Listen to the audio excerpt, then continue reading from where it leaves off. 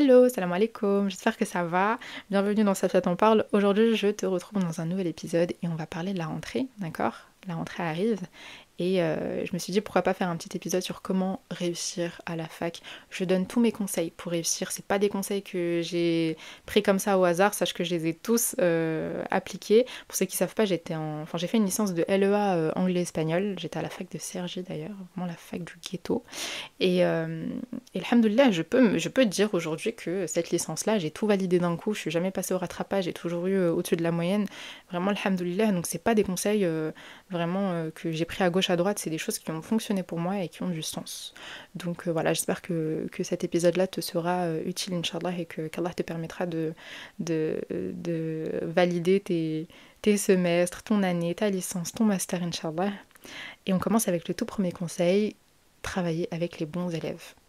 Alors, quand tu vas arriver à la fac, pour ceux qui passent en L1, du coup je vais un peu expliquer, tu vas avoir des travaux dirigés et des CM, les cours magistraux. Travaux dirigés, ta présence elle est vraiment obligatoire. Tu as droit à, il me semble, 2 absences maximum, mais vraiment tu te dois d'être présent et tu vas avoir beaucoup de travaux de groupe comme je disais, et les travaux de groupe, bah forcément, bah voilà, faut essayer de regarder un peu autour de toi avec quelle personne tu peux potentiellement t'entendre. Ça va être très cliché, mais vraiment, je vais te demander d'éviter les gens qui ne viennent jamais en cours, qui sont tout le temps au fond de la classe, qui sont tout le temps en mode casquette écouteur, qui participent pas, et au contraire, d'essayer de tisser des liens, de te rapprocher de ceux qui sont tout le temps présents, ceux qui participent énormément, parce que c'est avec eux que tu vas pouvoir travailler et bien travailler justement et avoir une bonne note. Les travaux de groupe, c'est hyper important, tu peux te faire une bonne note facile, et c'est ce qui va déterminer la réussite de ton semestre dans cette matière-là en fait. Donc avoir l'œil, regarder les gens avec qui tu peux travailler. Et je sais que c'est compliqué parce que on a un peu la génération, la génération de l'anxiété sociale, tu vois, genre c'est dur d'aller des fois demander aux gens, ouais, est-ce que je peux me mettre en groupe avec vous? Ça demande du courage, mais il faut le faire. Et au contraire, si ça se passe mal avec un groupe, tu peux très bien dire, bon bah finalement, je suis désolée, mais tu vois, pour le prochain devoir, je vais me mettre avec d'autres personnes.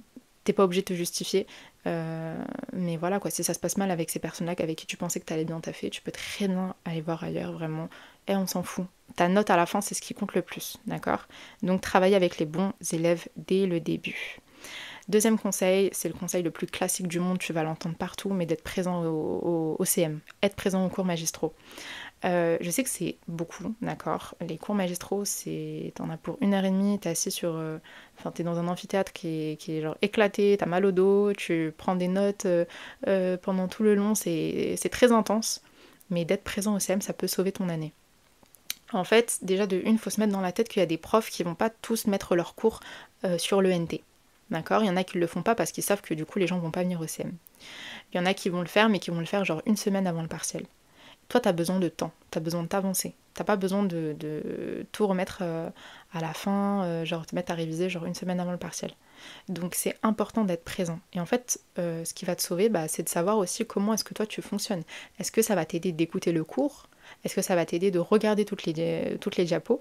Est-ce que ça va t'aider de prendre des notes? Moi, ce que je conseille, c'est de prendre des notes, d'accord? Tu prends des notes, t'écoutes ce qui se passe, je te demande pas de prendre des notes de tout ce que le prof va dire à l'oral, mais de te concentrer également sur les diapositives, parce que c'est là où il y a les informations les plus importantes.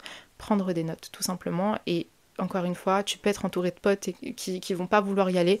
Faut s'en foutre d'eux. Genre vraiment, eux, ils vont pas t'aider à valider ton année ni quoi que ce soit. Faut s'en foutre. Tu vois, si t'as envie de les motiver, motive-les, ils viennent avec toi, vas-y, y a pas de souci, etc. Mais si vous allez au CM, vraiment, faut être sérieux parce que c'est facile de rigoler, de parler, etc. Mais t'es en train de rater plein d'informations que t'es censé noter. Et donc voilà, c'est aussi important, comme j'ai dit tout à l'heure, bah, de savoir quel type de mémoire tu as. Comme ça, tu peux vraiment gagner du temps avec les cours magistraux. Mais voilà, et en plus de ça, bah, je sais pas, genre c'est mieux que de rien faire à rester dans le hall et tout. Et il faut se taper une déterre. C'est plus que de la motivation, c'est de la discipline. Et ce qui est vraiment surprenant des fois, c'est que tu peux te rendre compte que finalement le cours te plaît. Genre finalement c'est intéressant. Donc, euh, donc voilà, vraiment être présent au CM, ça peut sauver ton année. Et le fait de prendre des notes de tous les CM, bah, t'as un coup d'avance sur les autres parce que du coup, je vais y revenir après, mais t'auras limite tes fiches qui seront déjà prêtes. Troisième conseil, c'est d'aller bosser à la BU.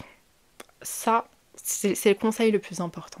Que tu ailles à la BU ou que tu ailles dans la bibliothèque de ta ville, je te demande de consacrer au moins 2-3 heures par semaine pour aller à la BU. Ces heures-là, tu peux faire énormément de choses.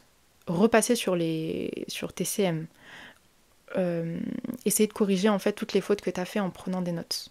Le fait de corriger toutes les fautes, déjà de une, tu vas te relire et ça va te permettre d'intégrer certaines informations. Tu peux également commencer à faire des fiches, vu que tu as été intelligente pendant tout le long et que tu es partie au CM, tu as déjà tes notes, tu peux déjà commencer à faire des fiches. Et du coup, là, ce que je te conseille de faire, quand tu vas à la BU et que tu es un peu perdu, tu sais pas quoi faire, tu prends ton ordi avec toi, si tu fonctionnes avec un ordi ou tes notes, et je vais te demander d'acheter un cahier à action, une sorte de gros cahier un petit peu, où tu peux, délimiter certaines parties du cahier avec avec ce que tu souhaites. Moi, je sais même plus comment je faisais. Je faisais avec des post-it, je crois, à l'ancienne. Donc voilà, tu te laisses un certain nombre de pages CM par CM. Et voilà, genre, t'as eu, cette semaine-là, t'as eu un CM, je sais pas, moi, j'avais quoi à l'époque? J'avais histoire Amérique latine, je sais pas quoi. Bah, du coup, je reviens sur le cours en question, je corrige les petites fautes que j'ai pu faire, je prends mon stylo et je me mets à écrire, en fait, toutes les informations importantes du cours. Et hop, t'as déjà ta fiche du CM numéro 1 qui est faite, en fait. Donc 2-3 heures dans la semaine, ça peut vraiment être hyper utile pour toi, pour t'avancer, faire tes fiches, corriger toutes les fautes comme je l'ai dit, et t'avancer sur les autres. Voilà. Les TD, tu peux les laisser de côté parce que ça demande un peu plus de... Comment dire de... Enfin, c'est un peu plus de pratique et tout, mais les CM, franchement, tu fais ça au fur et à mesure de l'année, je te promets qu'en fait, le jour du partiel, c'est bon, genre, t'auras déjà toutes les informations en tête. Donc, aller à la BU, et en plus, je trouve que le mood de la BU, c'est trop bien, genre... Vraiment, moi, je vous dis... Moi j'aimais trop, hein. Dans ma tête je me faisais un film et tout, j'étais en mode waouh, je suis vraiment dans mon statut d'étudiante et tout, genre je vais à la BU, j'ai ma petite gourde, j'ai, je sais pas, mes petits gâteaux, mon petit ordinateur, mon petit cahier et tout, et puis je sais pas, c'est un mood qui est différent, t'es là, tu regardes aussi les gens qui sont autour de toi et tout. Franchement moi j'aimais trop, hein. Je vous promets j'aimais trop, et je sais pas, genre vraiment c'est un mood à part. Donc profite de ce mood à part, vraiment. En plus ça peut être une source de motivation. Quatrième conseil, c'est de participer au TD. Alors je sais que c'est chiant, c'est long encore une fois, mais participer au TD ça va être un plus dans le sens où tu vas pouvoir corriger toutes tes erreurs. C'est vrai que tu vas avoir des exercices des fois, on va te demander de les faire à la maison, hop tu reviens au TD le lendemain, bah du coup ça va corriger, je sais pas moi, tous les exercices. Il y a des gens qui vont participer.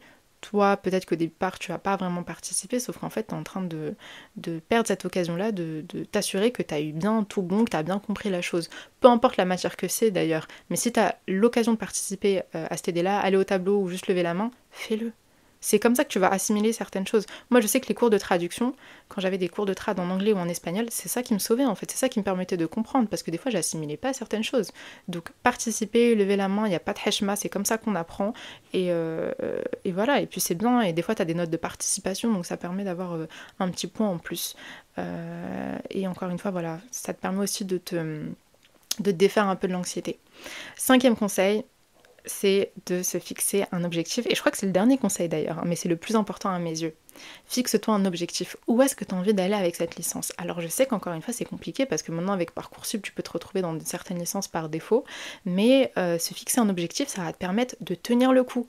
Genre vraiment quand tu sais ce que tu vas faire après ta licence, quand tu sais quel master tu vas faire ou quel métier tu veux faire après ton master, ça va te motiver d'une manière comme pas possible. C'est comme si tu avais un rêve, tu vois, que tu voulais atteindre, et tu te dis, mais en fait, ce rêve-là, je ne peux l'atteindre que si je vais à mes CM, que si je vais à mes TD, que si je vais à la BU. Et c'est ça qui te permet de te tenir. Moi, j'étais avec des gens, ils étaient certes là, des fois, un peu par dépit et tout, parce qu'ils n'avaient pas trouvé Enfin, ils n'avaient pas été acceptés dans certaines formations qu'ils voulaient, mais même dans ça, tu vois, c'est pas grave, parce que si tu veux te réorienter, bah, même rien que la réorientation c'est un objectif aussi, donc en fait tu ne perds rien, d'accord? Là c'est vraiment la parenthèse pour les gens qui se retrouvent par des trucs dans des formations par dépit. Tu ne perds absolument rien et c'est ça qui te permet aussi de pouvoir rebondir, donc l'objectif c'est trop important. Savoir ce que tu vas faire après. Alors ok, ça peut être compliqué de savoir ce qu'on veut faire, mais ça va pas t'empêcher de faire des recherches sur internet, de regarder quels sont les débouchés de ta licence, dans quel master tu peux t'orienter, quel métier tu peux faire plus tard. Moi, je sais que je voulais devenir journaliste à l'époque. J'étais en mode, mais en fait, ok, là, c'est chiant, etc. Mais je m'en fous. Il faut juste que j'ai la moyenne pour pouvoir valider le semestre et après aller en master de journalisme et faire ma vie tranquillement. L'objectif, c'est trop important. Je vous promets, quand t'as pas d'objectif, les gens qui n'ont pas d'objectif, c'est ceux qui vont lâcher en premier. Et je l'ai vu de mes propres yeux, j'étais avec des gens à l'époque à la fac qui savaient pas trop ce qu'ils voulaient faire, et ils avaient un peu ce problème-là à se projeter, etc. Et en fait, c'est ceux qui ont abandonné le plus facilement. Donc, on se fixe un objectif. On essaie de trouver quelque chose qui peut nous plaire, dans lequel on va s'orienter plus tard. Là, c'était les 5 conseils que j'avais à donner, mais j'en ai un tout dernier, d'accord? Ne te repose jamais, au grand jamais, sur les rattrapages. Si tu te dis dans ta tête, ouais, de toute façon, c'est pas grave, si je foire, j'irai au rattrapage, c'est mort. C'est mort. Tu vas aller au rattrapage si tu penses comme ça. Donc en fait, le truc que je peux te conseiller là, c'est juste de te dire, je ne vise pas le rattrapage. Je n'imagine même pas cette option-là. N'aie même pas l'option du rattrapage dans ton cerveau. Tu vois, à partir du moment où tu dis que c'est pas une option, tu vas tout donner pour réussir le partiel du premier coup. Et tu vas le voir autour de toi, hein. Ceux qui disent tout le temps, ouais, de toute façon j'irai au rattrapage, de toute façon je passerai au rattrapage, je m'en fous, ceci, cela, c'est ceux qui vont aller au rattrapage. Et je suis pas en train de les descendre ni quoi que ce soit, tu vois. C'est chacun aussi sa manière de fonctionner, ses facilités et tout. Mais l'option du rattrapage, oublie-la. Vraiment, oublie-la, c'est pas une option. D'accord? Et c'est comme ça qu'on réussit parce qu'on se dit qu'on doit tout donner du premier coup. Donc, voilà, je crois que j'ai tout dit. C'était les 5,6 conseils. Slash 6 conseils, pardon, pour le petit dernier. Voilà, j'espère que ça pourra t'être utile. Si toi aussi tu as des petits conseils, n'hésite pas à me laisser un commentaire. Je sais que sur Spotify, on peut. Vous pouvez parler un petit peu entre vous en commentaire après chaque épisode. Donc voilà, si t'en as d'autres à donner, n'hésite pas. Moi, j'ai fait ma petite sélection encore une fois, ce qui a fonctionné pour moi. Et Inch'Allah, ya Rabbi, j'espère que ça pourra t'être utile et que, comme je l'ai dit en début d'épisode, que tu pourras valider, Inch'Allah, tes semestres, ton année, ta licence, toutes tes formations, Inch'Allah, et que tu pourras atteindre ton objectif. Donc voilà, si l'épisode t'a plu, n'hésite pas à le partager autour de toi. Et je te dis à très vite, Inch'Allah, pour un nouvel épisode. Je reviens bientôt avec des épisodes où je parle de religion, de spiritualité. Donc voilà, je sais qu'on me demande beaucoup ça en ce moment, vous en faites pas. À très vite, Inch'Allah.